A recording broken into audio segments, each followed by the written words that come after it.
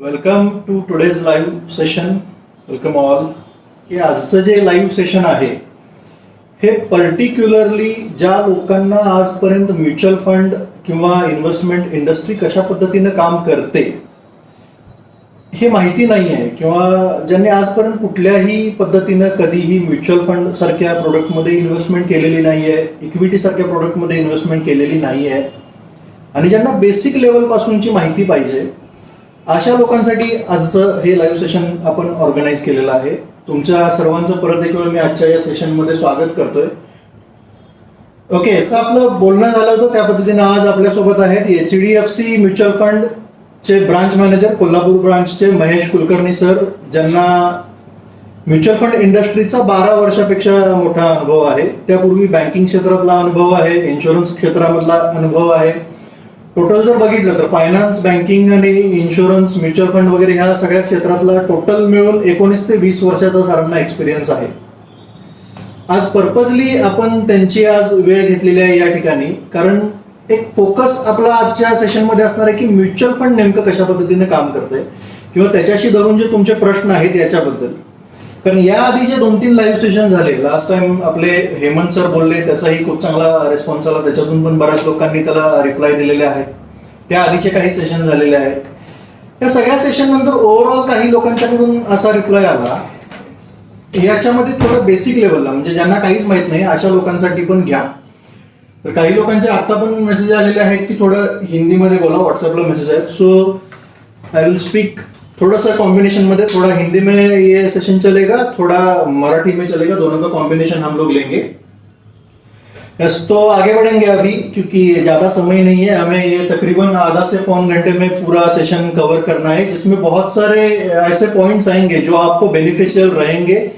इससे आगे की जो आपकी फाइनेंशियल जर्नी है, एक आम आदमी जिंदगी की जो शुरुआत का टाइम रहता है, जो शुरू का टाइम रहता है बचपन से लेकर वो जब तक 20-22 साल का होता है तब तक, पहले 4-5 साल तो ऐसे ही चले जाते हैं. उसके बाद वो एक बार केजी में चला गया, मतलब हमारे टाइम में केजी नहीं था, वो फर्स्ट स्टैंडर्ड में अगर चला गया तो उसके बाद 10-12 साल तो उसका HSC पूरा करने में हो जाता है. उससे आगे 3 साल ग्रेजुएशन, अगर वो पोस्ट ग्रेजुएशन करता है तो फिर 2 साल, मतलब ये टोटल 17-18 साल वो बंदा सीखने में, एजुकेशन लेने में टाइम इन्वेस्ट करता है. जिंदगी का शुरू का टोटल 20 से 25 साल तक वो एजुकेशन लेता है.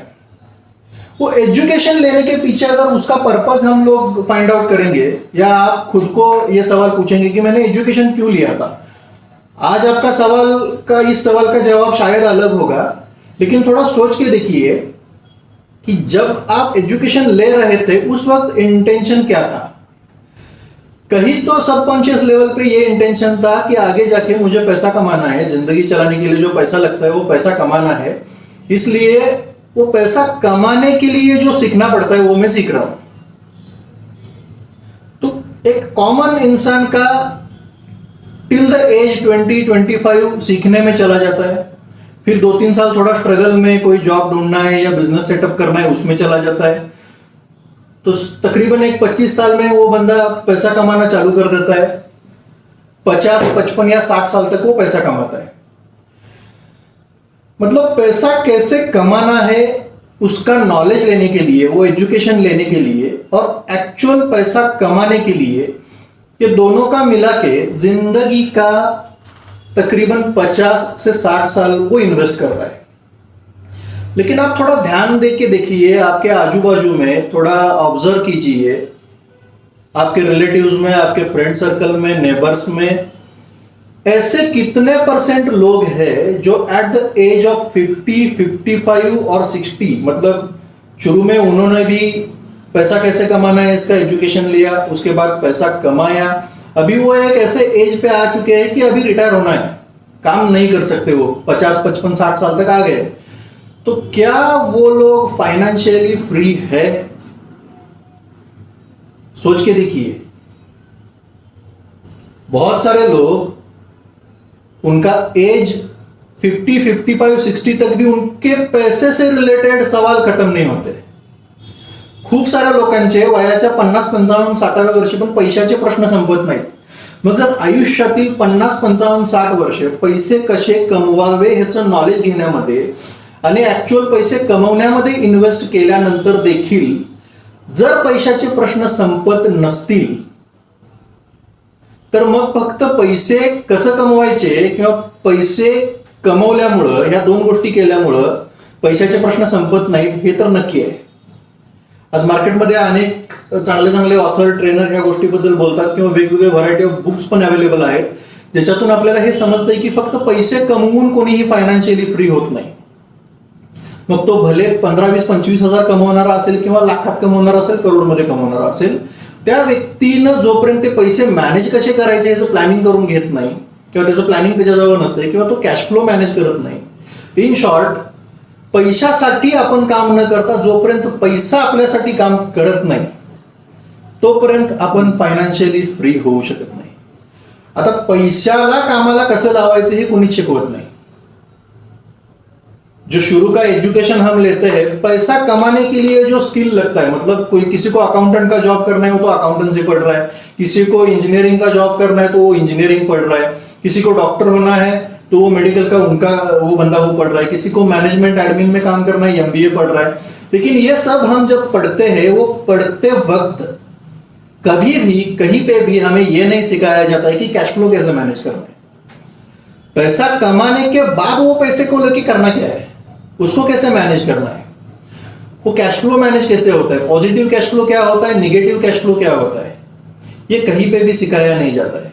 इसलिए मेजॉरिटी लोग पैसे को काम पर लगाना नहीं जानते हैं, इसलिए उनके जिंदगी में पैसे से रिलेटेड जो कुछ समस्या होती है या क्वेश्चंस होते हैं वो खत्म नहीं होते. तो उसके लिए जरूरी होता है एक प्रॉपर फाइनेंशियल प्लानिंग. हर कोई चीज हम तो समझ नहीं सकते, खुद मैं ही सब समझूंगा, मैं ही सब पढ़ूंगा, मैं ही सब सीखने के बाद करूंगा, तो it is not possible.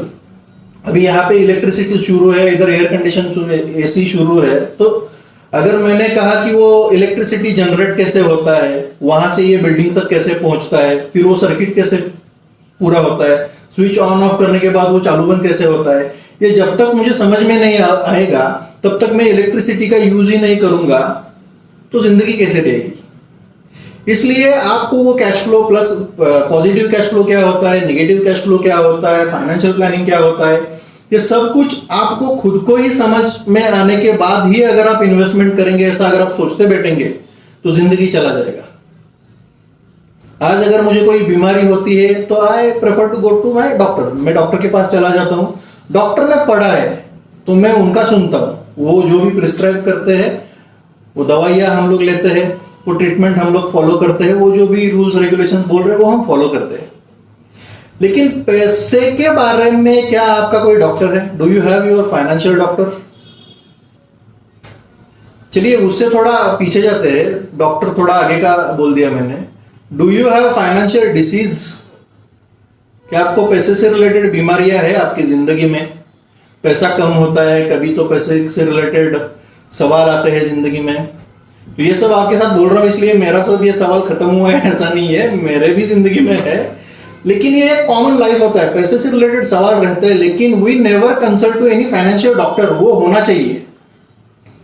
Foreign countries में अभी हमारे जो डायरेक्टर है हेमंत सर या उपल शाह सर, सक्सेसफुल एंटरप्रेन्योर्स है साउथ महाराष्ट्र के, या गूगल से भी टाइप है, अलग अलग इंडस्ट्री में काम करते हैं. सॉफ्टवेयर कंपनी है अपना, चाय स्टेशन करके अभी फ्रेंचाइजी कंसेप्ट निकाला हुआ है.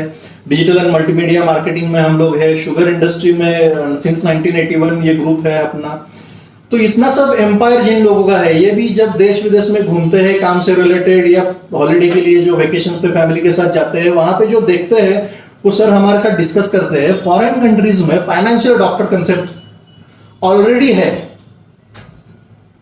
जैसे आज आप किसी भी बीमारी का इलाज आपके डॉक्टर के साथ कंसल्ट किए बिना नहीं करते हैं, वैसे फॉरेन कंट्रीज में फाइनेंशियल कंसल्टेंट के साथ या एडवाइजर के साथ डिस्कस किए बगैर वो सिंगल पैसे का डिसीजन नहीं लेते हैं.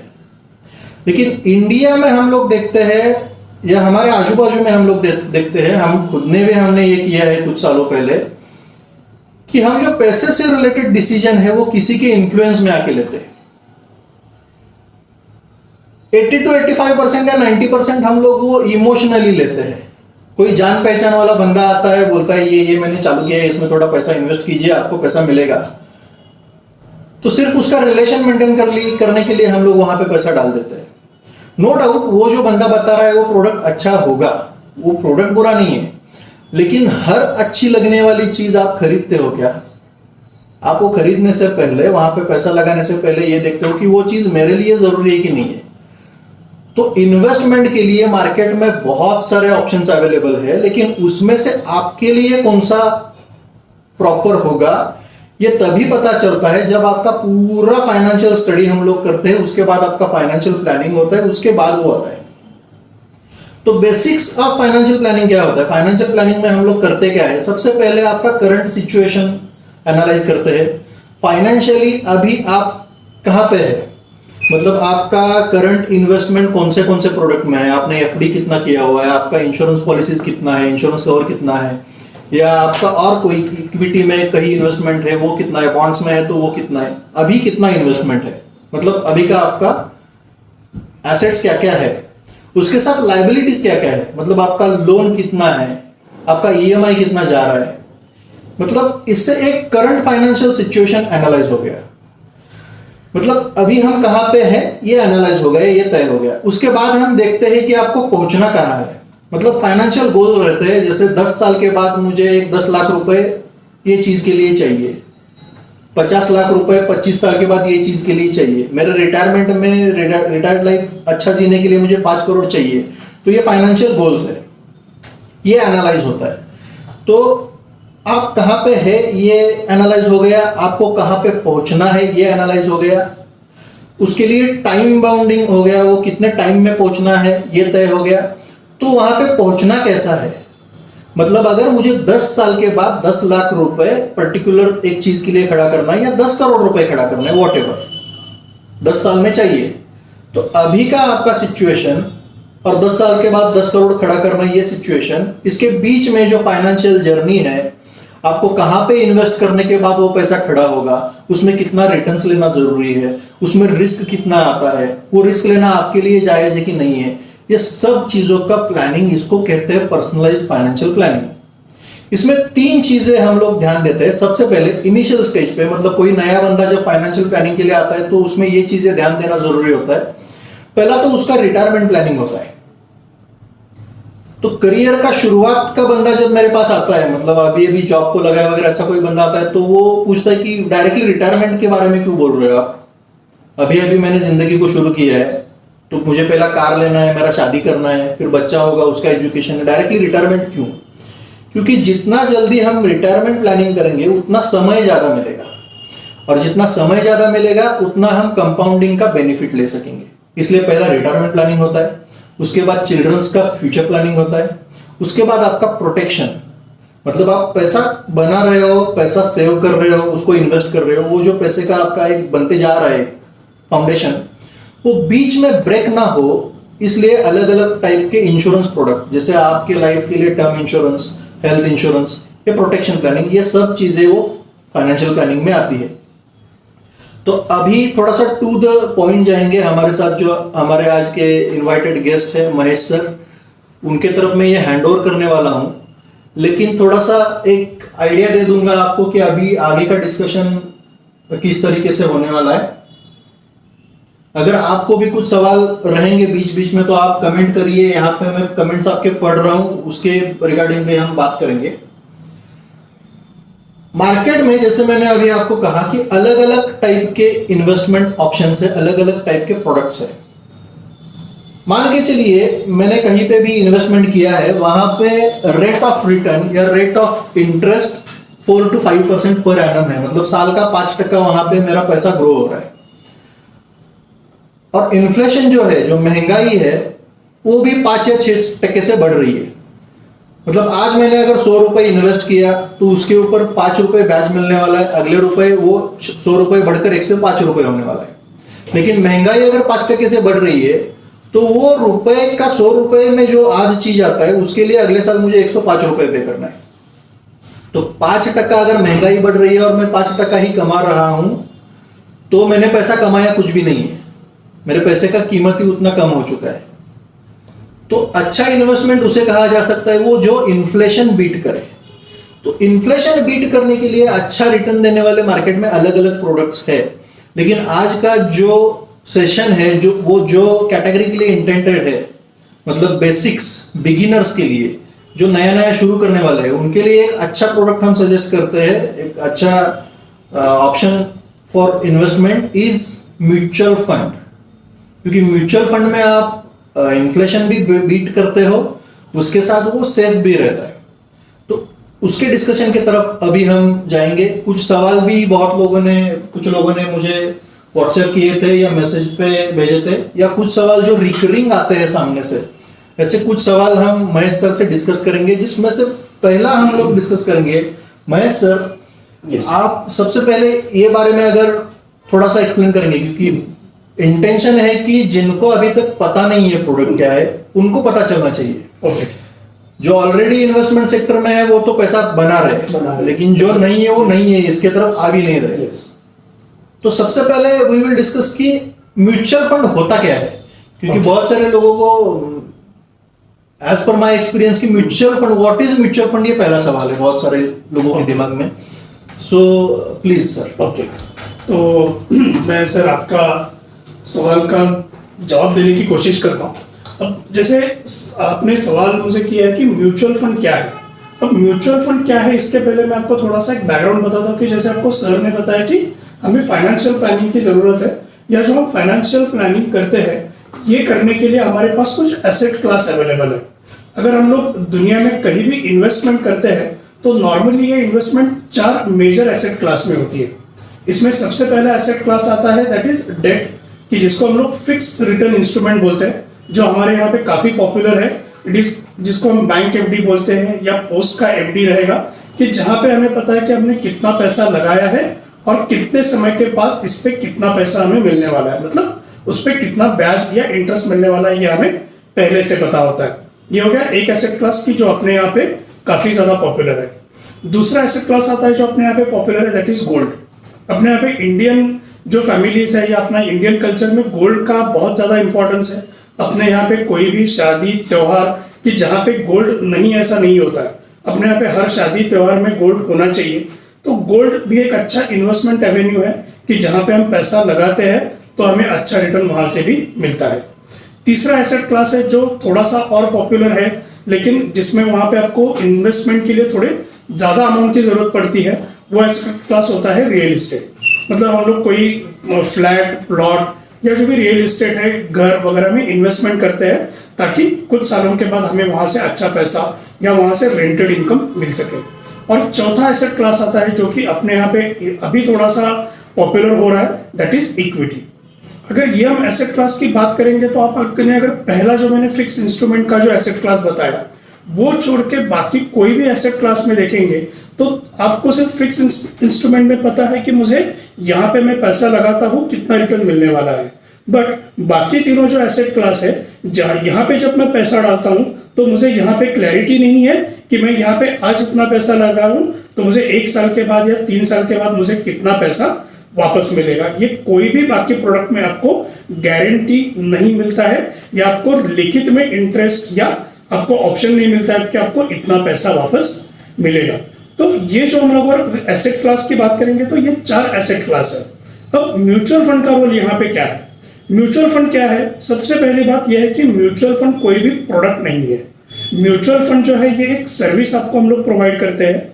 म्यूचुअल फंड आपको ये सभी एसेट क्लास में आपका जो भी गोल है या आपका जो भी ऑब्जेक्टिव है उसके हिसाब से आपका पैसा इन्वेस्ट करने की अनुमति देता है। या आप सिंपल लैंग्वेज में समझ लीजिए कि आपको कोई जगह पे इन्वेस्टमेंट करना है और आपके पास प्रॉपर उस एसेट क्लास का या वो पर्टिकुलर प्रोडक्ट का नॉलेज नहीं है तो आप म्यूचुअल फंड के थ्रू वो पैसा लगा सकते हो, जहां पे एक फंड मैनेजर होता है जो कि जो भी एसेट क्लास में हम इन्वेस्ट कर रहे हैं जिसका वो एक्सपर्ट होता है, उसका स्टडी होता है, जिनके पास एक्सपीरियंस होता है, वो पैसा जो हम म्यूचुअल फंड में इन्वेस्ट करते हैं ये फंड मैनेजर को दिया जाता है। और फंड मैनेजर जो हमने फंड में इन्वेस्ट किया है उसके ऑब्जेक्टिव के अकॉर्डिंग उस फंड को अलग अलग एसेट क्लास में इन्वेस्ट करते हैं और वहां से जो भी रिटर्न आता है वो हमें वापस दिया जाता है। That is a simply mutual fund.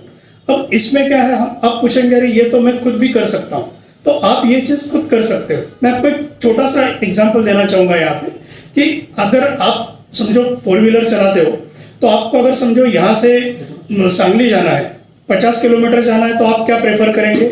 आप प्रेफर करेंगे कि मैं यहाँ पे खुद गाड़ी चला के जाऊंगा, लेकिन मुझे समझो कोल्हापुर से बैंगलोर के लिए जाना है, मुझे 800 किलोमीटर ट्रैवल करना है, तो आप क्या खुद खुद ड्राइव करना प्रेफर करोगे?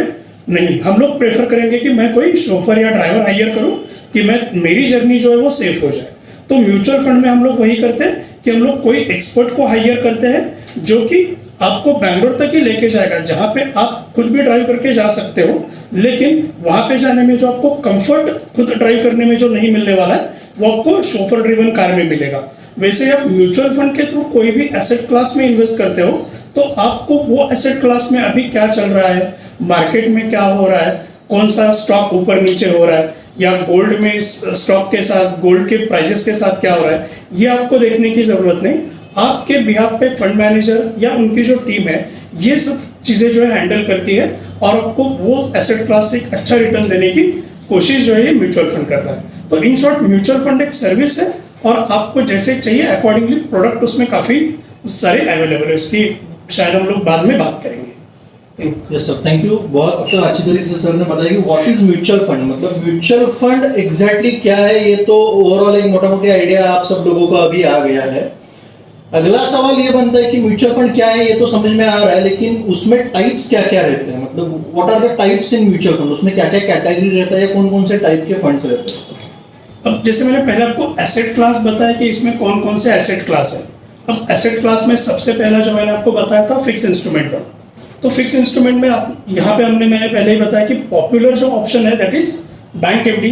अब सेम टाइप में म्यूचुअल फंड में जो टाइप आता है that is debt mutual fund, कि जहाँ पे ऐसे भी म्यूचुअल फंड रहते हैं कि जहाँ पे आप 1 दिन के लिए भी इन्वेस्टमेंट कर सकते हो और वहाँ पे 1 से 3 साल या 4 साल तक अगर आपके पास पैसा अवेलेबल है तो वो पैसा हम लोग डेट म्यूचुअल फंड में डालते हैं, कि जहाँ पे आपका पैसा जो है ये गवर्नमेंट के जो बॉन्ड्स होते हैं जिनको हम गवर्नमेंट सिक्योरिटीज बोलते हैं, या फिर जो प्राइवेट कंपनीज है उन्होंने जो बॉन्ड इशू किए हैं, ऐसे जगह में ये पैसा इन्वेस्ट होता है।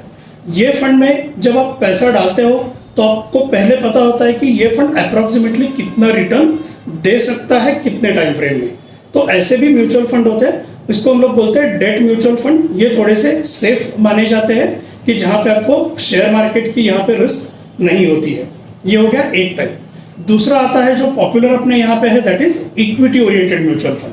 मतलब अगर मुझे शेयर मार्केट में इन्वेस्ट करना है लेकिन मुझे शेयर मार्केट के बारे में मुझे ज्यादा नॉलेज नहीं है, या मेरा जो जॉब का नेचर ऐसा है या बिजनेस का नेचर ऐसा है कि मैं मार्केट को जो टाइम है वो नहीं दे सकता हूं, तो आप इक्विटी म्यूचुअल फंड प्रेफर कर सकते हो। इक्विटी म्यूचुअल फंड में हम लोग जो इन्वेस्टमेंट है ये पूरी तरीके से आपका पैसा जो है ये हम लोग शेयर मार्केट में इन्वेस्ट करते हैं और शेयर मार्केट जैसे रिटर्न देगा वहां से आपको ये फंड से रिटर्न जो है वो शेयर मार्केट के अकॉर्डिंगली रिटर्न आपको इसमें मिलेंगे।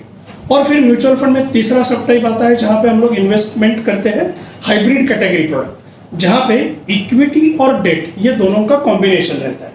मतलब अगर किसी समझो पर्टिकुलर एक आधे पर्सन को प्योर इक्विटी की रिस्क नहीं चाहिए, उनको थोड़ा सा पोर्टफोलियो में सेफ्टी भी चाहिए, तो ऐसे भी फंड होते हैं कि जो इक्विटी और डेट दोनों में इन्वेस्टमेंट करते हैं। तो ये जो प्रोडक्ट होते हैं उसे हम लोग हाइब्रिड फंड्स बुलाते हैं। ये हो गया डेट इक्विटी का।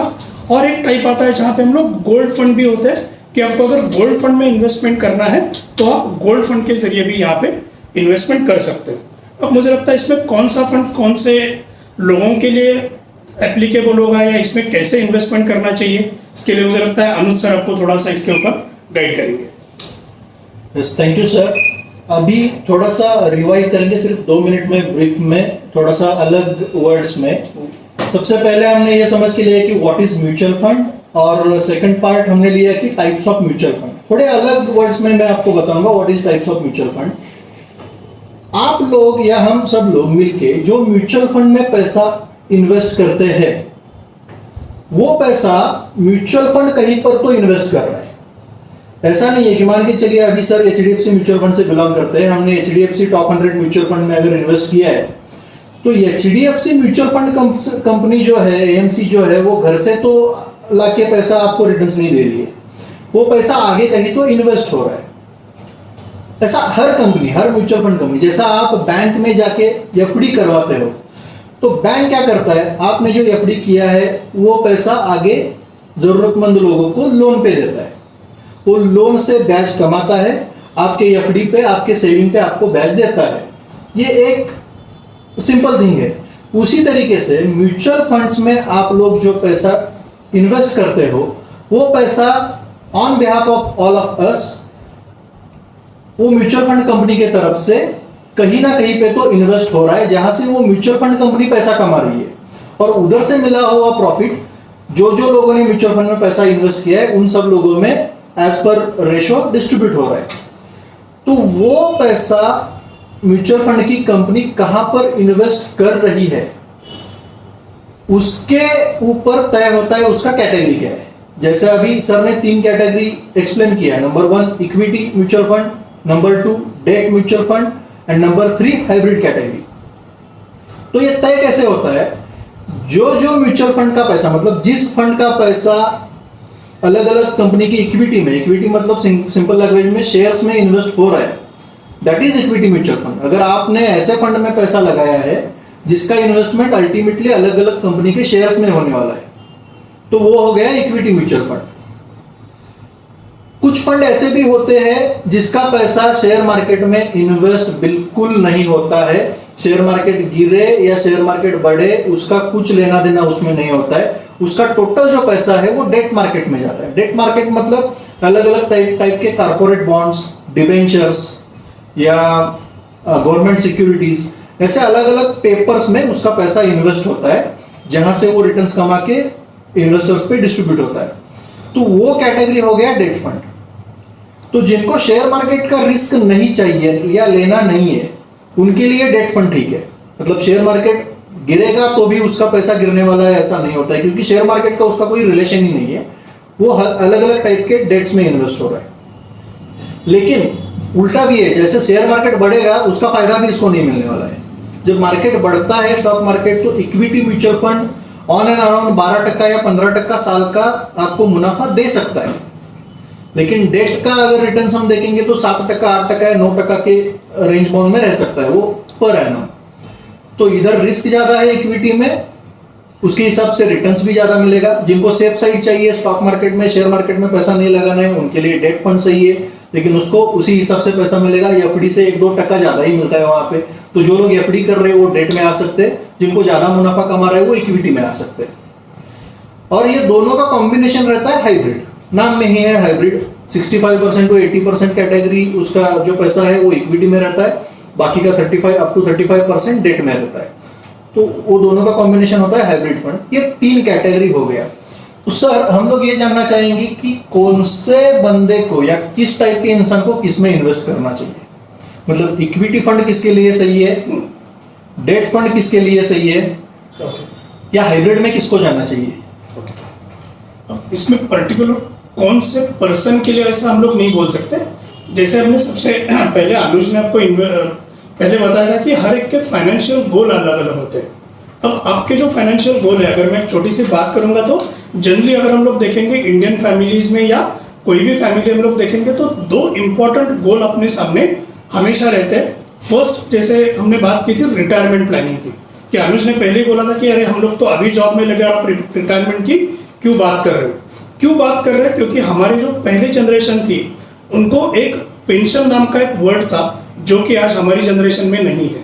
तो सबसे पहला इंपॉर्टेंट पॉइंट है कि जिस दिन आप जॉब शुरू कर रहे हो उस दिन आपको पता है कि रिटायरमेंट की डेट क्या है।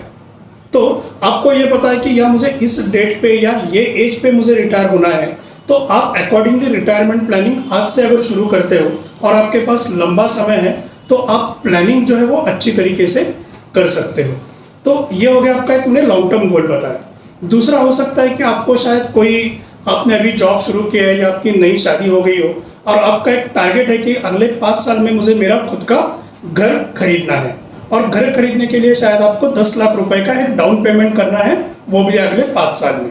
तो हमने एक यहाँ पे डिफाइन किया कि मेरा एक लॉन्ग टर्म गोल है खुद का रिटायरमेंट, एक मेरा शॉर्ट टर्म गोल है, मेरा मुझे घर परचेस करना है आफ्टर 5 इयर्स, जिसके लिए मुझे शायद 10 लाख रुपए डाउन पेमेंट की जरूरत पड़ेगी। अब जो म्यूचुअल फंड की अगर बात करेंगे तो जो लॉन्ग टर्म जो गोल है अपने, वो गोल के लिए हम लोग इक्विटी ओरिएंटेड म्यूचुअल फंड जो है वो ले सकते हैं। इक्विटी ओरिएंटेड म्यूचुअल फंड में क्या होता है, जैसे हमने डिस्कस किया कि ये फंड शेयर मार्केट में ही इन्वेस्टमेंट करते हैं, तो शेयर मार्केट का जैसे ही नाम आता है सबके दिमाग में पहले आता है कि इसमें रिस्क है।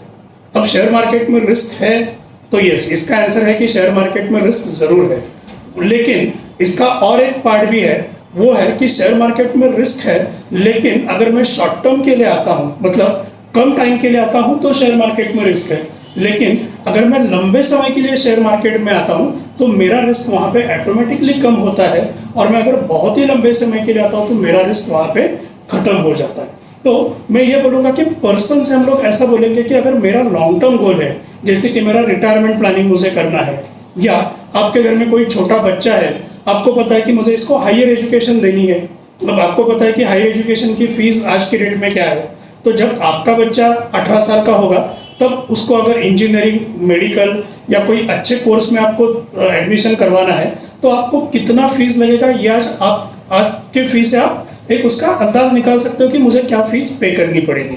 तो वो जो प्लानिंग है उसके लिए हम लोग इक्विटी फंड जो है वो हम सजेस्ट करेंगे कि जहां पे आपको कम से कम 8, 10, 15 साल का टाइम फ्रेम आपके हाथ में है। दूसरा आता है शॉर्ट टर्म गोल, जैसे कि आपका 5 साल में आपको घर खरीदना है, उसके डाउन पेमेंट के लिए आपको पैसा चाहिए। जनरली जो शॉर्ट टर्म गोल है आपके, इसका जो पैसा है वो हम लोग सजेस्ट करेंगे कि आप डेट म्यूचुअल फंड में करो, क्योंकि वहां पे आपको जो रिटर्न मिलने वाला है वो एक फिक्स टाइप का रिटर्न मिलने वाला है, कंसिस्टेंट रिटर्न मिलने वाला है, और वहां पे मार्केट की जो वोलाटिलिटी है वो शायद से नहीं रहेगी।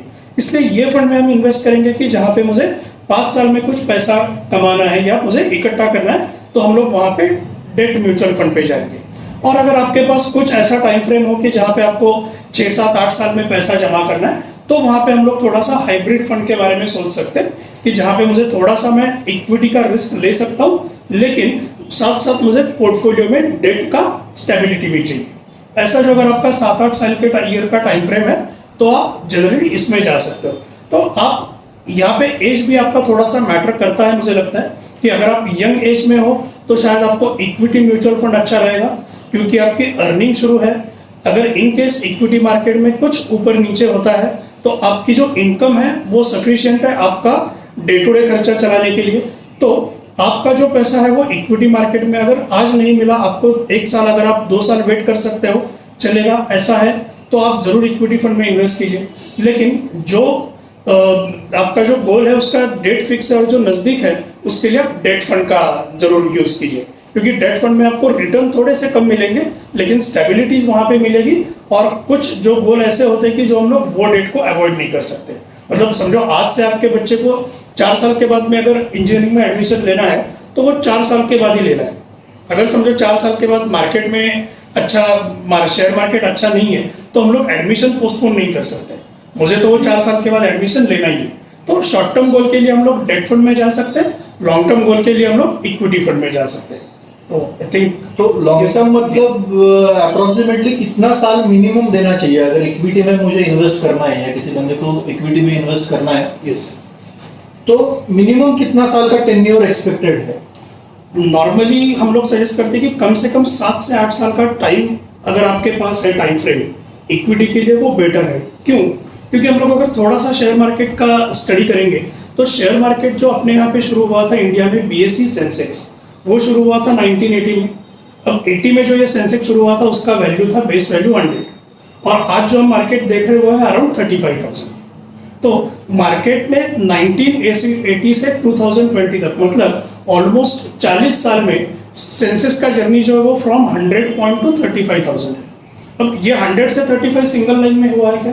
नहीं, यहाँ पे भी बीच में नीचे नीचे हुआ है। अच्छा, ये 40 साल में सभी इवेंट हो गए। पॉलिटिकली हम लोग बात करेंगे तो काफी अपने यहाँ पे काफी ज्यादा गवर्नमेंट चेंज हो गए, कुछ अपने यहाँ पे वॉर टाइप सिचुएशंस भी हो गई, ड्रॉट आ गया, बाढ़ आ गई। सब सिचुएशन में हमने जाने के बाद भी सेंसेक्स आज 100 का 35,000 हुआ है। अगर हम लोग एक सेंसेक्स का स्टडी करेंगे तो हमें दिखता है कि नॉर्मली अगर हम लोग 5 से 6 साल के ऊपर का पीरियड अगर लेते हैं तो वहां पे अपना लॉस होने का चांस जो है वो मिनिमम हो जाता है, क्योंकि नॉर्मली 6 साल में एक तेजी और एक मंदी का साइकिल जो है वो चलता है। तो मैंने अगर एक तेजी और एक मंदी का साइकिल अगर पूरा किया है तो मेरा लॉस होने का चांस जो है वो वहां पे कम होता है। इसलिए नॉर्मली हम लोग म्यूचुअल फंड में बोलते हैं कि 7 से 8 साल का अगर आपका टाइम फ्रेम है तो इक्विटी म्यूचुअल फंड आपके लिए कभी भी बेटर है, आप उसमें बिल्कुल जा सकते हो। Sir thank you. जैसे कि अभी सर ने डिटेल में एक्सप्लेन किया कि कितना टाइम किस प्रोडक्ट के लिए देना चाहिए। इक्विटी में अगर हम जा रहे हैं तो सर ने बताया कि मिनिमम 7 से 8 साल उसको देना चाहिए। अगर लंबा समय है तो इक्विटी में रिस्क थोड़ा कम होता है। जिनको शॉर्ट टर्म गोल्स है उनके लिए डेट फंड अच्छा है। तो अगला सवाल ऐसा आता है, जैसे बहुत लोग पूछते हैं, जैसे कि फिर एक बार मैं रिपीट करता हूँ, जो नए बंदे ज्वाइन हो रहे हैं, this session is particularly for the beginners in investment industry. जिन्होंने अभी अभी हाल फिलहाल में इन्वेस्टमेंट शुरू किया है या इन्वेस्टमेंट अभी तक कुछ किया नहीं है, ऐसे लोगों के लिए हम ये सेशन ले रहे हैं आज का जो है ये पर्टिकुलरली, क्योंकि बहुत सारे लोगों तक ये प्रोडक्ट्स अभी तक पहुंचे नहीं है, बहुत सारे लोगों को इसका फायदा हो नहीं रहा है। तो हमारा ये इंटेंशन है कि जिनके तरफ या जिन लोगों तक आज तक ये म्यूचुअल फंड क्या है ये पहुंचा नहीं है, उन तक पहुंचना है। तो आप जिसकी वजह से वो लोग भी इसका बेनिफिट या पैसा कमा सकते हैं इसमें से। तो एक कॉमन सवाल ये आता है कि लोग टीवी पे या न्यूज़ पे, मीडिया पे, एडवर्टाइज में या फेसबुक पे जो प्रमोशंस आते हैं वहां पे देखते हैं कि म्यूचुअल फंड सही है, उसमें एसआईपी ये वर्ड भी आता है। तो बहुत सारे लोगों के दिमाग में एक बैठा हुआ है कि एसआईपी अलग है, म्यूचुअल फंड कुछ तो अलग है। मतलब एसआईपी को एक प्रोडक्ट ही समझ रहे हैं, मुझे म्यूचुअल फंड नहीं करना है, मुझे एसआईपी करना है। तो एग्जैक्टली एसआईपी क्या होता है और म्यूचुअल फंड में ये अगर एसआईपी है तो what are the types to invest in mutual fund, ये लमसम क्या होता है, एसआईपी क्या होता है, इसके बारे में थोड़ा प्लीज। ओके, देखिए म्यूचुअल फंड में अगर इन्वेस्ट हमें करना है तो हम लोग 2 टाइप से इसमें इन्वेस्टमेंट कर सकते हैं। पहला आता है कि जैसे हम लोग बैंक में एफडी करते हैं कि मेरे पास कुछ लमसम पैसा है, आज मेरे पास 10,000 रुपए है, 50,000 है, 1 लाख है, कोई भी अमाउंट है, तो वो आज मेरे पास है, कल शायद होगी नहीं होगी पता नहीं। तो ऐसी अमाउंट अपने पास है तो जो हम वो इन्वेस्ट करते हैं, जैसे बैंक में एफडी करते हैं वैसा हम लोग म्यूचुअल फंड में इन्वेस्ट करेंगे, उसे बोलते हैं लमसम, कि वहां पे मैं सिर्फ एक बार ही पैसा डाल रहा हूँ। और ये कितना होना चाहिए, तो नॉर्मल म्यूचुअल फंड में 1 टाइम पैसा डालना है तो मिनिमम अमाउंट होता है आपका 5,000 रुपीज। सिर्फ 5,000 रुपए अगर आपके पास है तो आप कोई भी म्यूचुअल फंड जाके खरीद सकते हो। आपको ये पैसा जो ये एक बार ही डालना पड़ेगा, उसमें कोई भी आगे की कमिटमेंट नहीं होगी। और बहुत सारे जो म्यूचुअल फंड है वो लॉक इन भी नहीं होते हैं, मतलब आप कभी भी इसमें पैसा डाल सकते हो और कभी भी इसमें से पैसा विड्रॉ कर सकते हो। कुछ पर्टिकुलर स्कीम है जिसको हम क्लोज एंडेड बोलते हैं या कोई ईएलएसएस है जहां पे लॉक इन होता है, but majority of the scheme जो है ये ओपन रहती है, इसमें हम लोग कभी भी एंट्री कर सकते हैं, एग्जिट कर सकते हैं। ये हो गया एक 1 टाइम वाला पार्ट। अब दूसरी बात, जैसे यहाँ पे मैं एज्यूम कर रहा हूँ कि मैक्सिमम क्लास जो है वो सैलरीड क्लास है या इवन बिजनेस क्लास भी है, तो हमें पता है कि हमारी एक रेगुलर इनकम होती है। जैसे मेरी हर महीने एक सैलरी आ रही है तो ये सैलरी से मुझे मेरा रिटायरमेंट प्लान करना है, या ये सैलरी में से मेरे बच्चे के एजुकेशन के लिए मुझे सेव करना है, या मेरा जो मैंने गोल बताया कि मुझे घर लेने के लिए पैसा जमा करना है। अब ये पैसा जमा करने के लिए मैं हर महीने मेरी सैलरी से थोड़ा थोड़ा अमाउंट म्यूचुअल फंड में डाल सकता हूँ। इसे बोलते हैं हम लोग SIP। इसका लॉन्ग फॉर्म होता है सिस्टमैटिक इन्वेस्टमेंट प्लान। मतलब मैं यहाँ पे, मेरे पास आज तो पैसा नहीं है, मेरे पास आज क्योंकि मेरी सैलरी हो गई तो मेरे खर्चे जाने के बाद जो बचता है वो मैं इन्वेस्ट कर रहा हूँ, तो वो अमाउंट आज बड़ी नहीं है।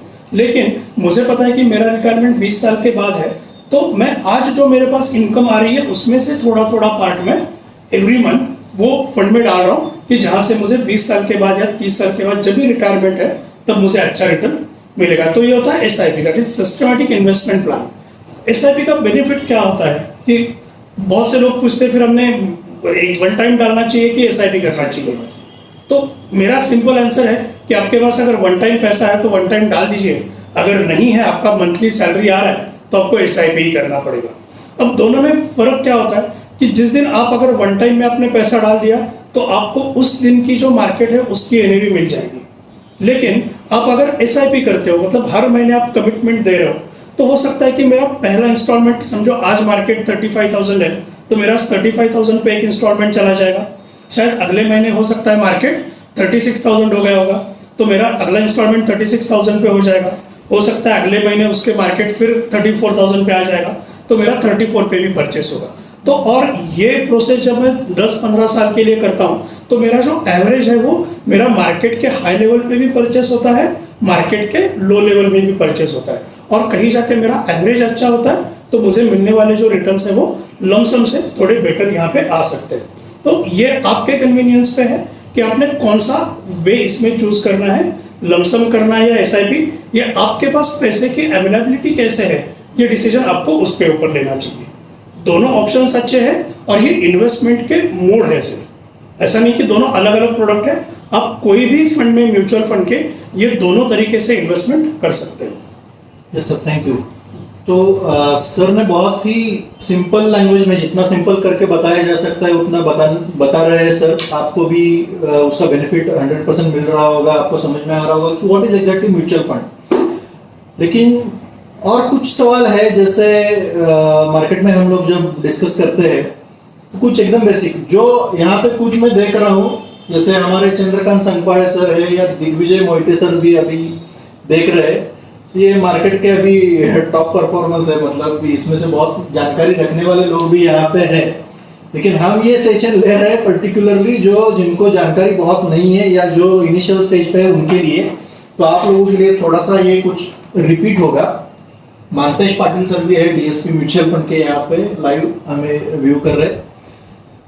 तो मार्केट में सर ऐसा क्वेश्चन आता है जो सिंपल, मतलब ये क्वेश्चन मैं इसलिए सर से पूछ रहा हूँ कि आपके दिमाग से निकल जाए। अगर आप आज तक म्यूचुअल फंड में इन्वेस्टमेंट नहीं कर रहे हो तो आपका क्वेश्चन क्लियर हो, इसलिए ऑन बिहाफ ऑफ यू मैं ये क्वेश्चन सर को पूछ रहा हूँ। पहला तो सवाल ये आता है कि मुझे अगर अभी मैंने एसआईपी चालू किया और कुछ दिन के बाद अगर मैंने वो पैसा इन्वेस्ट करना बंद कर दिया या मैं कर नहीं पाया तो क्या होगा? अगर साल, 2 साल, 3 साल के बाद मुझे पैसा निकालना हो तो क्या मैं वो निकाल सकता हूँ क्या? या पूरा निकालना पड़ेगा या पार्शियली निकाल सकता हूँ? ये जो छोटी छोटी बातें हैं जो कॉमन इन्वेस्टर के दिमाग में आता है। या और एक बहुत अच्छा सवाल पूछते हैं अभी के मार्केट में, जो जान पहचान वाले हैं वो तो क्लियरली ऐसा पूछते हैं, वो 10%, 12%, 15% आपका रहने दीजिए, आप बोल रहे हो इसलिए करता हूँ। जैसे हमारे मराठी में यहाँ पे जहाँ पे मैं जातो, अनुज तू सांगालायस तर करूया, पण मला तेवढं सांग की मी जेवढं भरलोय तेवढं तर मला नक्की परत मिळणार ना 5 वर्षाने। ये बहुत लोगों के दिमाग में रहता है। तो एक 2-5 मिनट में प्लीज इसके ऊपर आप थोड़ा गाइड कीजिए। सबसे पहले हम लोग आपका जो फर्स्ट क्वेश्चन है विड्रॉल का कवर करेंगे। हमने इन्वेस्टमेंट का तो पार्ट देख लिया कि पैसा डालना कैसे है, अब डालने के बाद विड्रॉ कैसे करना है। तो सबसे पहले मैं आपको एक्सप्लेन करना चाहूंगा कि म्यूचुअल फंड में आपको सबसे हाईएस्ट लिक्विडिटी मिलेगी। म्यूचुअल फंड बहुत अच्छे से आपको लिक्विडिटी इसमें मिलेगी कि आपको जब चाहिए आप इसमें से पैसा विड्रॉ कर सकते हो। नॉर्मली ऐसा होता है कि जो फंड में इक्विटी ओरिएंटेड फंड में अगर हमने पैसा लगाया है तो वो पैसा अगर हम विड्रॉ करना है तो वहां पे 1% का एग्जिट लोड होता है। बहुत सारी कंपनीज चार्ज करती है और ये भी एग्जिट लोड आपको सिर्फ 1 साल तक ही चार्ज किया जाता है। मतलब अगर मैंने इन्वेस्टमेंट करने के बाद मैं नॉर्मली 1 साल के बाद मेरा पैसा विड्रॉ कर रहा हूं तो मुझे कोई भी एग्जिट लोड देने की जरूरत नहीं है, और उस दिन मेरा जो भी वैल्यूएशन होगा वो म्यूचुअल फंड कंपनी मुझे वापस कर देगी।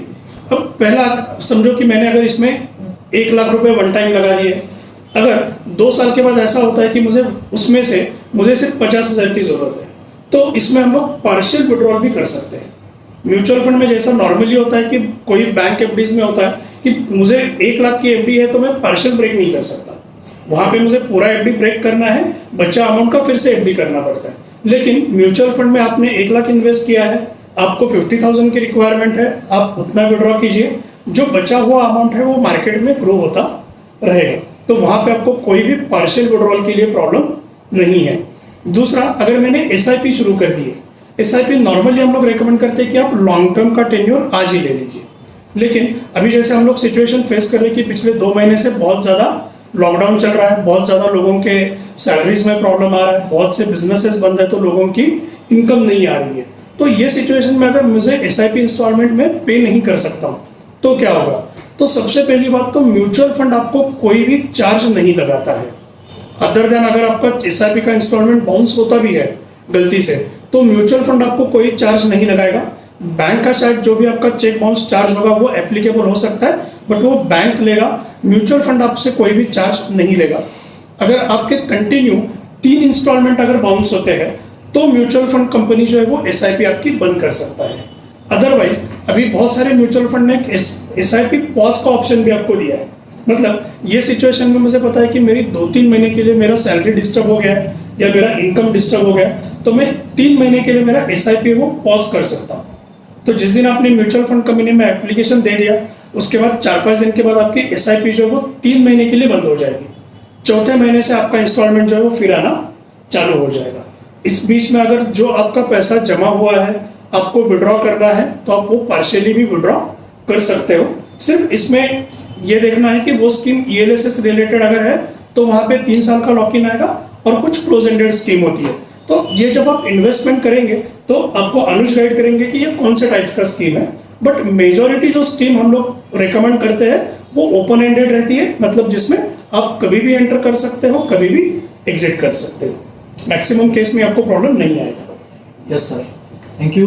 बहुत सारे पॉइंट्स के ऊपर अभी ऑलरेडी डिस्कशन हो चुका है, तो एक कॉमन क्वेश्चन के ऊपर हम लोग आएंगे। बहुत सारे लोग इतने डिटेल में जाते भी नहीं है इन्वेस्टमेंट करते वक्त। एक पर्टिकुलर सवाल हर बिगिनर इन्वेस्टर के दिमाग में होता है कि टीवी पे एक एंड में एक आता है कि mutual funds are subject to market risk, please read all scheme related documents before investing carefully. So what are the risk क्या होते हैं और वो रिस्क हम कैसे कम कर सकते हैं, और अगर रिस्क है तो एक जो कॉमन इंसान आज जो कुछ तो करके एक महीने का 2-5 हजार ही बचा सकता है, मतलब सैलरीड इंसान है, सैलरी में से वो घर बिल चला के एक हार्डली 4 या 5 हजार महीने का सेविंग करता है, तो उसको ये रिस्क लेके इन्वेस्टमेंट करना चाहिए कि नहीं करना चाहिए, और एग्जैक्टली रिस्क होता है मतलब क्या रिस्क होता है? क्या होता है? सबसे पहली बात, रिस्क नॉर्मली जैसे अनुज ने बताया कि यह म्यूचुअल फंड का कोई भी एडवर्टाइजमेंट आप देखेंगे तो सबसे पहला डिस्क्लेमर वहां पे मिलेगा, mutual fund are subject to market risk. अब इसमें क्लियरली मेंशन है कि मार्केट रिस्क। अब मार्केट रिस्क मतलब क्या है, तो मैंने पहले आपको बताया कि म्यूचुअल फंड जो है ये 2 अलग अलग मार्केट में इन्वेस्ट करेंगे। पहला होता है शेयर मार्केट और दूसरा होता है डेट मार्केट। अब हम शेयर मार्केट की बात करेंगे तो हमें पता है कि शेयर मार्केट में रिस्क क्या होता है। मतलब मैंने समझो कोई एक पर्टिकुलर शेयर, एक स्टॉक मैंने 100 रुपए से आज मार्केट में खरीदा है, तो हो सकता है कि कल जाके उसका वैल्यूएशन 90 रुपीज हो सकता है। अगर वो स्टॉक अगर म्यूचुअल फंड का जो आपकी स्कीम है उसने होल्ड किया है, तो म्यूचुअल फंड में भी क्या होगा कि म्यूचुअल फंड ने वो स्टॉक 100 रुपीज में परचेस किया है, वहां पे मेरा 90 रुपीज का वैल्यूएशन हो गया। तो अल्टीमेटली मुझे जो वैल्यूएशन आपको दिखाना है या देना है वो कम देना पड़ेगा।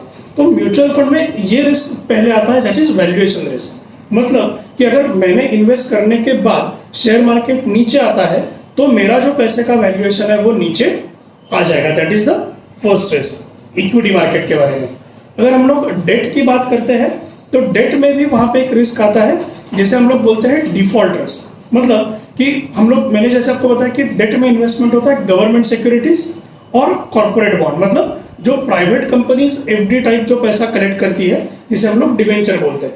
तो पहले तो ऐसा होता है कि गवर्नमेंट सिक्योरिटीज में तो रिस्क नहीं है, लेकिन जब मैंने कोई particular private corporate bond purchase किया है और जब मेरा मैच्योरिटी है पेपर का, तो हो सकता है कि वो कंपनी बोलेगी कि मेरे पास देने के लिए पैसे नहीं है, हम लोग आपके जो कैपिटल है वो दे नहीं सकते, दैट इज डिफॉल्ट रिस्क। ये डेट मार्केट में होता है कि जिस कंपनी में म्यूचुअल फंड ने इन्वेस्ट किया है वो कंपनी पैसा वापस नहीं दे सकती है, जो भी उनके फाइनेंशियल प्रॉब्लम है उसके अकॉर्डिंग। और दूसरा रिस्क एक वहां पे होता है, it is called as interest rate risk. मतलब अगर मैंने इन्वेस्ट करने के बाद अगर मार्केट में इंटरेस्ट रेट बढ़ते हैं तो आपका वैल्यूएशन थोड़ा सा निगेटिव हो सकता है।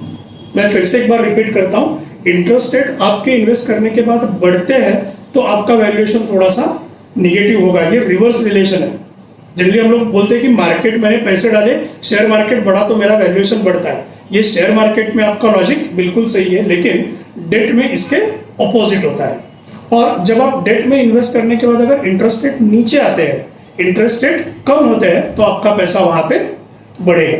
तो ये 2 रिस्क जो है ये डेट फंड में होते हैं। इसलिए म्यूचुअल फंड में हमेशा डिस्क्लेमर होता है कि mutual fund are subject to market risk. इसलिए हम लोग क्या होता है कि यहाँ पे जो हम दो इंस्ट्रूमेंट की बात करें, अगर डेट में मैंने आपको दो रिस्क एक्सप्लेन किए, बट इक्विटी में तो बेसिक हमें पता है कि जब मैं इक्विटी मार्केट में इन्वेस्ट करता हूँ तो मुझे ये पता नहीं है कि ये स्टॉक आगे जाके या मार्केट आगे जाके इतना ही बढ़ने वाला है। ये गारंटी वहां पे नहीं होती है या गारंटी नहीं दे सकते। इसलिए ये जो बेसिक रिस्क है ये सेबी ने बोला कि आपको ये कवर करना चाहिए। अब मैं थोड़े से पॉइंट पे एक्सप्लेन करता हूँ कि फिर लोग बोलेंगे कि चलो इक्विटी में तो हमने रिस्क कम करने के लिए हमें क्या करना चाहिए या म्यूचुअल फंड क्या करता है। तो इक्विटी की रिस्क कम करने के लिए सबसे पहला होता है म्यूचुअल फंड में डाइवर्सिफिकेशन। मतलब आपने जो, अगर समझो आपने मान लीजिए कि सिर्फ 1,000 रुपए की एसआईपी शुरू कर दी है, तो आपका 1,000 रुपए समझो आपने एचडीएफसी टॉप 100 फंड है हमारा, अगर आपने वो पैसा वहां पे लगाया, तो टॉप 100 फंड में क्या होता है कि टॉप 100 के जो फंड मैनेजर है वो आपका पैसा कम से कम 45 to 60 स्क्रिप्ट में, मतलब अलग अलग स्टॉक में डालेंगे। अगर समझो ये 1,000 रुपए मैं शेयर मार्केट में लेके जाता हूँ और मैं बोलता हूँ कि मुझे इसमें से स्टॉक खरीदने हैं, तो मैं कोई अच्छा एक ही स्टॉक उसमें से खरीद पाऊंगा। और हो सकता है कि मैंने 1,000 रुपए का स्टॉक ले लिया और कल उसकी प्राइस अगर 900 आती है तो मेरा सीधा सीधा 100 रुपए का लॉस हो जाएगा। लेकिन म्यूचुअल फंड क्या करेगा, आपके 1,000 रुपए अलग अलग 50 स्टॉक में डालेगा। तो 50 स्टॉक में डालने से क्या होता है कि हो सकता है कि 50 में से अगर मार्केट नीचे आता है तो मेरे 20 स्टॉक की वैल्यूएशन कम होगी, 30 की वैल्यूएशन थोड़ी बढ़ेगी, 5-10 की वैल्यूएशन स्टेबल रहेगी। तो मुझे जो सीधा 100 रुपए का लॉस होने वाला था वो म्यूचुअल फंड में अगर मैं आता हूँ तो वो मेरा लॉस कहीं पे 30-40 रुपए का हो सकता है। करेक्ट। तो डाइवर्सिफिकेशन से हम लोग इक्विटी का जो रिस्क है वो कम कर सकते हैं। ये हो गया एक रिस्क का मैटर। दूसरा मैं आपको बताना चाहूंगा कि म्यूचुअल फंड में सेफ्टी क्या है। अब अगर म्यूचुअल फंड की सेफ्टी की बात करेंगे तो एक सिंपल पॉइंट आता है कि म्यूचुअल फंड की जो इंडिया में शुरुआत हुई थी वो हुई थी 1972 में। अब 1972 से आज तक एक भी म्यूचुअल फंड कंपनी डूबी है और लोगों का पैसा जीरो हुआ है, ये एग्जाम्पल नहीं है। मुझे लगता है कि ये सबसे बड़ा एग्जाम्पल है। और ये क्यों है, क्योंकि म्यूचुअल फंड पे अगर हम कंट्रोल की बात करेंगे तो म्यूचुअल फंड के जो ऑपरेशंस हैं ये कंट्रोल होते हैं सेबी के थ्रू। सेबी आपको पता होगा, securities and exchange board of India की जो शेयर मार्केट रिलेटेड एक्टिविटीज के ऊपर एक वॉचडॉग गवर्नमेंट ने दिया है कि जो रेगुलेट करता है म्यूचुअल फंड इंडस्ट्री को। तब इनके रेगुलेशंस ऐसे हैं कि हमने कौन से स्कीम में एक स्टॉक कितना परसेंटेज में लेना चाहिए, या एक स्कीम में एक आदमी कितने परसेंटेज तक इन्वेस्ट कर सकता है। ऐसा नहीं कि मेरा फंड का साइज ही 100 करोड़ है, उसमें से 40 करोड़ एक ही आदमी का पैसा है, ऐसा हम लोग नहीं कर सकते। या हमें लगता है कि ये एक स्टॉक बहुत अच्छा बढ़ने वाला है तो हम लोग 100 करोड़ के पोर्टफोलियो में 50 करोड़ एक स्टॉक को वेटेज देंगे, ऐसा भी नहीं हो सकता है। तो म्यूचुअल फंड के ऊपर सेबी ने काफी ज्यादा रिस्ट्रिक्शंस लगाए हैं कि ये पैसा हमें कौन से स्टॉक में डालना चाहिए, कैसे लगाना चाहिए। दूसरी जो सेफ्टी की बात आती है, हमें लगता है कि अरे मैंने कोई XYZ बैंक में पैसा डाला था, ओवरनाइट आ गया कि भाई वो बैंक ही डूब गया, अब मेरे पैसे का क्या होगा। तो इसके लिए म्यूचुअल फंड में सेफ्टी ऐसा होता है कि सबसे पहली बात, म्यूचुअल फंड जो है ये इंडिया में एक ट्रस्ट करके फॉर्म किया जाता है, एक चैरिटेबल ट्रस्ट। अब ट्रस्ट आप लोगों को पता है कि जो ट्रस्ट होता है, ट्रस्ट जो होता है ये नॉन प्रॉफिट मेकिंग ऑर्गेनाइजेशन होता है।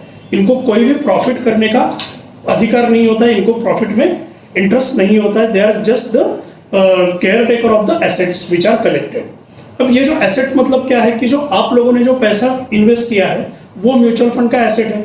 ये पैसा किसके पास होता है, ये पैसा होता है एसेट मैनेजमेंट कंपनी के पास। एसेट मैनेजमेंट कंपनी जो होती है वो एक मतलब जहाँ पे अच्छे फंड मैनेजर्स होते हैं या जिनकी सेल्स टीम होती है हमारी जैसे, जो हम लोग आपको अप्रोच करते हैं। अब आप जो पैसा इन्वेस्ट करते हो ये देते हो एक्चुअली म्यूचुअल फंड कंपनी को। जो एएमसी है वो आपसे पैसा लेता है, वो पैसा आपके गोल के अकॉर्डिंग या स्कीम के गोल के अकॉर्डिंग मार्केट में इन्वेस्ट करता है। अब लेकिन ये इन्वेस्ट जो करता है या जो पैसा होता है इसका ओनरशिप किसके पास होता है, ये ओनरशिप होता है ट्रस्ट के पास। मतलब पैसा मैनेज करने वाला एसेट मैनेजमेंट कंपनी है, पैसे का ओनरशिप है ट्रस्ट के पास, तो दोनों डिफरेंट एंटिटीज है। और ये जो ऑपरेशन जो म्यूचुअल फंड का चलता है इनमें जो हिसाब किताब रखने वाली एक कंपनी होती है जिसे हम लोग बोलते हैं रजिस्ट्रार, कि म्यूचुअल फंड में मैंने कितना पैसा डाला, ये निकाला, इसमें कितना यूनिट देना है नहीं है, इसका हिसाब रखने वाली अलग कंपनी है जिसको बोलते हैं हम लोग रजिस्ट्रार। अब HDFC की केस में हम देखेंगे तो HDFC लिमिटेड मतलब हाउसिंग लोन देने की जो कंपनी है वो हमारी स्पॉन्सर कंपनी है। HDFC ट्रस्ट एक हमने फॉर्म किया है जो कि आपके पैसे का ट्रस्टी है और एसेट मैनेजमेंट कंपनी से आपका पैसा मैनेज कर रहा है और ये पैसे का हिसाब रखने वाला एक रजिस्ट्रार है जो एक कैम्प्स आपने नाम सुना होगा कि यहाँ पे आपका हिसाब मेंटेन होता है। अब आती है बात जो आपके नाम पे हमने शेयर्स लिए वो कहाँ पे है, तो ये शेयर्स हम लोग एक कस्टोडियन करके कंसेप्ट होता है। ये कस्टोडियन के पास जो भी हमने शेयर्स में या डेट में या गोल्ड में जो भी इन्वेस्टमेंट किए ये हमें कस्टोडियन के पास रखना पड़ता है। अब सेबी का रूल यहाँ पे बोलता है कि जो कस्टोडियन है वो आपके म्यूचुअल फंड के ग्रुप कंपनी का नहीं होना चाहिए। Custodian is normally a bank, लेकिन वो आपके ग्रुप से रिलेटेड नहीं होना चाहिए। फॉर हमारा एग्जांपल लेंगे तो HDFC ग्रुप का ही हमारा HDFC बैंक है। अब HDFC बैंक कस्टोडियन है क्या, तो है, बट वो HDFC म्यूचुअल फंड का कस्टोडियन नहीं हो सकता एज पर सेबी रूल। मतलब यहाँ पे देखिए सब जगह पे क्रॉस होल्डिंग है कि अगर समझो कोई रीजन से एक बैंक बंद होता है जहां पे मेरा डीमैट है तो भी म्यूचुअल फंड कंपनी सेफ है। अगर AMC में कुछ प्रॉब्लम होता है तो आपके स्टॉक दूसरे बैंक के पास सेफ है। तो this is we called as a cross holding. और ये जो क्रॉस होल्डिंग होता है ये आपको सेफ्टी देता है। यहाँ पे ऐसा नहीं कि आप बैंक में FD कर रहे हो, वही बैंक लोन दे रहा है, वही आपका किताब रख रहा है, वही रिकवरी कर रहा है, वही आपको इंटरेस्ट दे रहा है। तो यहाँ पे सब अलग अलग काम करने वाले हैं एंटिटीज जो आपको अच्छी सेफ्टी यहाँ पे देते हैं। तो इसलिए यहाँ पे कोई भी म्यूचुअल फंड कंपनी बंद होकर आपका पैसा जीरो होगा या पैसा नहीं मिलेगा ये रिस्क नहीं है। लेकिन मार्केट रिस्क जरूर है कि मैंने आज पैसा लगाया, कल मार्केट नीचे आता है तो मेरा पैसा थोड़ा सा कम हो सकता है, जो कि आपका नोशनल लॉस है, ऑन पेपर है। जब मेरा मार्केट बढ़ेगा तो मेरा पैसा बाद में कवर भी हो सकता है। तो ये रिस्क यहाँ पे हम लोग इन्वॉल्व करते हैं म्यूचुअल फंड में। Thank you. तो इक्विटी रिलेटेड म्यूचुअल फंड में रिस्क है, लेकिन उसके साथ उसके ऊपर सेबी का रेगुलेशंस है या बहुत सारी चीजें हैं जिससे वो रिस्क कम होती है और उसको कैसे मैनेज करना है ये हम पर्सन टू पर्सन डिस्कस कर सकते हैं। आप अगर यहाँ पे आएंगे तो और इन डिटेल हमारा डिस्कशन इसके ऊपर डेफिनेटली हो सकता है। प्रीवियस लाइव सेशन जो हमारा हुआ था हेमंत जी शाह सर के साथ जो हमारा सेशन हुआ था, तो उसमें एक पॉइंट के ऊपर हाईलाइट हेमंत सर ने किया था कि आने वाले कुछ समय में इक्विटी से अच्छा return compare to equity gold अच्छा रिटर्न दे सकता है। तो गोल्ड जो बढ़ेगा या गोल्ड का रेट जो बढ़ेगा या गोल्ड का रिटर्न है उसका बेनिफिट लेने के लिए क्या म्यूचुअल फंड में ऐसा कुछ ऑप्शन है कि जिसमें इन्वेस्टमेंट करने के बाद वो गोल्ड का बेनिफिट हम ले सकते हैं और उसको कैसा करना चाहिए? बिल्कुल, इसमें देखिए गोल्ड अगर आपको होल्ड करना है तो नॉर्मली अपने यहाँ पे होता है कि हम लोग गोल्ड फिजिकल फॉर्म में होल्ड करने में विश्वास रखते हैं। क्योंकि अगर हम लोग नॉर्मली होता है घर में कोई दशहरा है, कोई त्योहार है, तो हम लोग जाके 1 ग्राम 2 ग्राम 10 ग्राम जो भी कैपेसिटी है उतना गोल्ड लेके आते हैं। अब गोल्ड आप जब घर में लेके आते हो तो आपको क्या होता है, पहली बात रिस्क होता है कि ये गोल्ड जो है मैं घर में तो स्टोर नहीं कर सकता, तो मुझे बैंक में एक लॉकर लेना पड़ता है। मतलब मैं गोल्ड यूज नहीं कर रहा हूँ और ऊपर से उसके ऊपर पैसा भी दे रहा हूँ, लॉकर का रेट भी पे कर रहा हूँ। तो आपको अगर लगता है कि भाई ये गोल्ड में मुझे पेपर फॉर्म में करना चाहिए तो म्यूचुअल फंड आपको बहुत अच्छा ऑप्शन देता है। म्यूचुअल फंड में गोल्ड फंड्स होते हैं, जैसे हमारे पास HDFC गोल्ड फंड है। गोल्ड फंड क्या करता है, गोल्ड फंड आपका पैसा जो है वो डायरेक्टली गोल्ड में इन्वेस्ट करेगा। अब गोल्ड में एक पहला होता है गोल्ड ETF होता है, वहां पे गोल्ड इलेक्ट्रॉनिक ट्रेडेड फंड्स होते हैं कि जहां पे आपको लाइक स्टॉक आप वहां पे 1 ग्राम मिनिमम का ETF भी परचेस कर सकते हो, लेकिन उसके लिए आपको डीमैट अकाउंट की जरूरत रहेगी। अगर आपके पास डीमैट अकाउंट नहीं है या आपको ये लगता है कि आज के रेट में समझो 1 ग्राम का मुझे 4-4.5 रुपए देना है, लेकिन आपको लगता है कि मैं हर महीना 4.5 नहीं दे सकता हूँ, आपको लगता है मैं हर महीना 2,000 ही गोल्ड में डाल सकता हूँ, तो आप गोल्ड फंड में आ सकते हो जहां पे आप मिनिमम 1,000 रुपए पर मंथ भी डाल सकते हो। अगर आपने 1,000 रुपए गोल्ड में डाले तो उस दिन गोल्ड का जो भी रेट है अकॉर्डिंगली आपको उतने यूनिट्स अलॉट हो जाएंगे।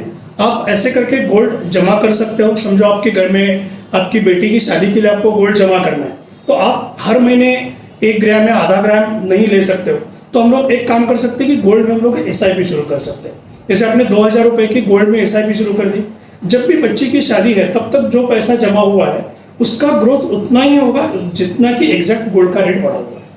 अब ये फंड में आपको इक्विटी की रिस्क है ही नहीं, क्योंकि यहाँ पे इन्वेस्टमेंट आपका शेयर मार्केट में नहीं हो रहा है, प्योरली गोल्ड में इन्वेस्टमेंट हो रहा है। तो ये फंड का रिटर्न जो है वो एग्जैक्टली गोल्ड रेट को रिलेट करेगा।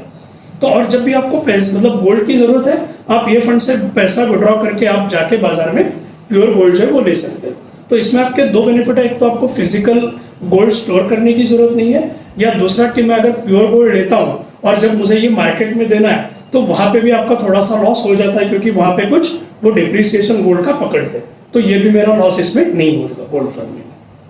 तो मतलब जिन लोगों को वो गोल्ड का बेनिफिट लेना है, जैसे लास्ट सेशन में हेमंत सर ने कहा था कि गोल्ड में अगर आप इन्वेस्टमेंट करेंगे तो कंपेयर टू इक्विटी अच्छा रिटर्न गोल्ड में आ सकता है आने वाले कुछ समय के लिए। तो अगर आपको उसका बेनिफिट लेना है पेपर फॉर्म में तो HDFC गोल्ड फंड करके है जो सर ने अभी सजेस्ट किया, तो उसमें भी इन्वेस्टमेंट हम लोग कर सकते हैं। और जो भी आपके डिटेल सवाल रहेंगे, ऑफिस आपके लिए हमेशा खुला है। मेरा मोबाइल फोन 24/7 ऑन रहता है, कभी भी आप मेरे साथ भी बात कर सकते हैं, यहाँ पे आकर डिस्कस कर सकते हैं। और आप सब लोग जो सपोर्ट कर रहे हो हमें, उनको बहुत ही दिल से थैंक यू, शुक्रिया। महेश सर भी आज यहाँ पे उनका समय निकाल के आए, उनको भी मैं आप सब लोगों की तरफ से, मेरे तरफ से और जेके वेल्थ मैनेजमेंट की तरफ से ग्रेटिट्यूड एक्सप्रेस करता हूँ। Thank you.